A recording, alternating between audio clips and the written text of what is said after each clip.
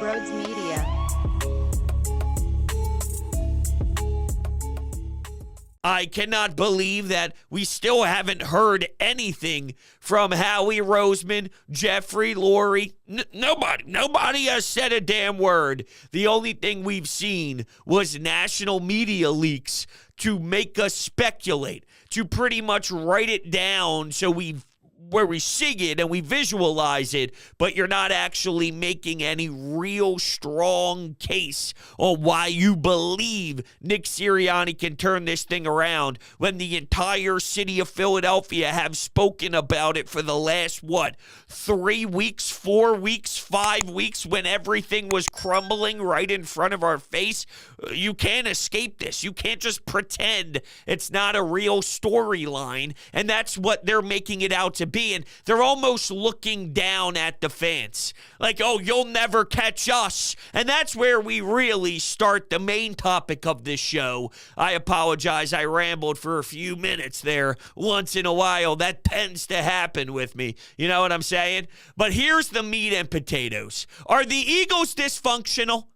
Are they a dysfunctional group? And I'll give you your answer. Yeah, I think they are. I think we have a problem right now with how this organization is ran. All right, it is a mess. And let's begin with how there's zero clarification on if Nick Sirianni has a full go at this. And I want answers. I want you, Howie Roseman, Jeffrey Lurie, to give us the information on exactly what Nick Sirianni is doing. Why can't we have transparency? Why do you have to leak crap to all these national guys and say something like, oh, well, Nick Sirianni is the one to fire Sean Desai? Oh, please. Oh, please. Your sister's ass. There's no way in hell that Sirianni, and by the way, okay, let's say Sirianni did offer that to them when he was doing his PowerPoint presentation begging for his job, right?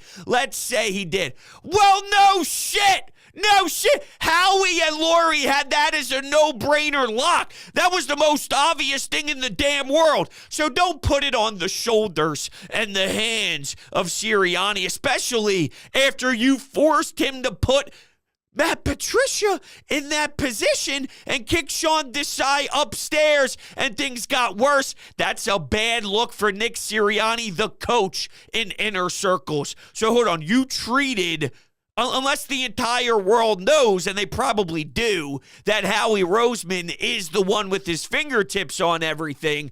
So really, I'd imagine that they're smart enough to pick that up if you are other head coaches. Or Doug Peterson, for example, I bet you has an opinion on how he thinks he's going through it right now. Sirianni, that is. I'm sure that he's like, oh, yeah, okay. Well, that for sure was not Nick. That was no way in hell Nick. That is Howie. That is Howie. Right, that's Doug watching from down in Jacksonville on how this thing is blowing up in front of the Eagles' faces again. And he's probably kicking back with a fat bucket of popcorn. Movie theater fucking butter, too. You put the straw in underneath so it can get down to the bottom of the tub. Oh, it's an amazing feeling.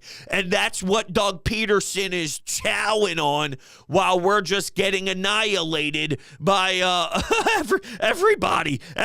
You want to take shots at the Eagles? Go ahead. The fact that they haven't publicly made a statement that Sirianni is our guy kind of pisses me off. Now, I might not agree with you.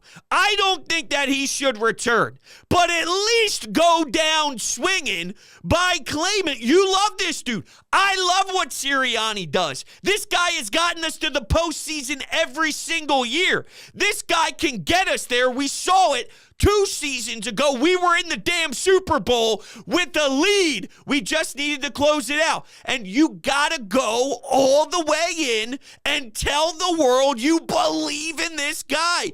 Don't have it quiet. Everyone's waiting for the announcement Friday news dump, and then it still goes quiet into Saturday. It's still quiet on Sunday. You sprinkle in a defensive coordinator. Matt Patricia's gone too. Why prepare for the championship Sunday? Why prepare for a fight for the Super Bowl appearance if I could fire 2 coordinators in an hour. Because God forbid I want to be out there on the football field actually watching my damn team compete, actually watching my quarterback drop dimes, right? You got Josh Allen looking like me back at recess in 5th grade, crow hopping, launching that motherfucker 90 yards downfield, and Diggs should have caught that. I cannot believe he missed that. That is typical Bills, and I do feel sorry for them. I do. That has got to be a miserable time, but I'm having a miserable time with my team too,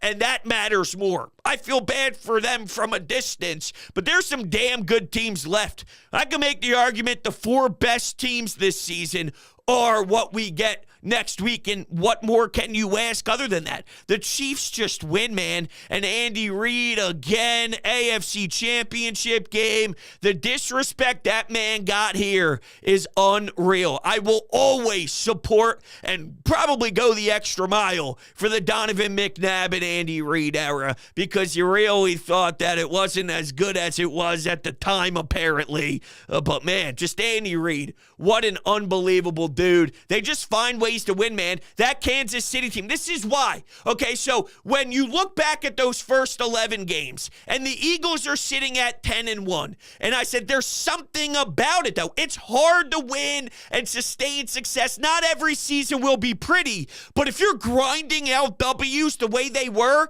you can be a Kansas City Chiefs, a team where it doesn't look right all the time. But Pat Mahomes AFC Championship game, Pat Mahomes Super Bowl appearance, Pat Mahomes Super Bowl winner, Pat Mahomes MVP, Pat Mahomes, Pat Mahomes, Pat Mahomes, Pat Mahomes in January, middle of January, late January, Pat Mahomes. Well, guess what? This season sucked for them. Didn't look right, but they get there.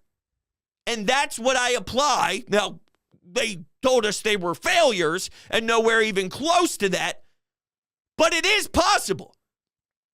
Because teams who sustain the success, it might be a gross one. It might be a regular season where you're really working out those kinks, but you know how to win because it's already milked into your bloodstream. It is attached to your identity as a football team. So you know what it's like. You know how to be prepared. You know those moments. You've won in them a bunch. I thought Hurts and this team could apply that to themselves, but I was way off, way off. There are reports that Hurts went off script. No. His relationship with Brian Johnson was not as strong as we thought it was. They are not on the same page. Now, this is being reported by the NFC East reporter for Fox Sports. He's got about 86,000 subscribers or followers on Twitter. His name is escaping me, so I apologize. But he's a big, respected reporter for Fox Sports, and he put out there that Hurts was kind of going off script and all, and now I'm starting to wonder, back to the dysfunction, where A.J. Brown is on this. So the quarterback and the offensive coordinator are not happy with one another. They don't care for what the other person is trying to do out there. It is clear abomination. Yet A.J. Brown has a players-only meeting where he wanted everybody to be on the same page and specifically mentioned it's time to start believing in the coaches. Was that just a straight shot at the quarterback? Was that just a legitimate, dude, I'm fucking talking to you, and I'm going to use the media to do it. I think AJ and now the quarterback. Nah, not working. Because Brian Johnson and Hurts, what, family? Tied at the hip?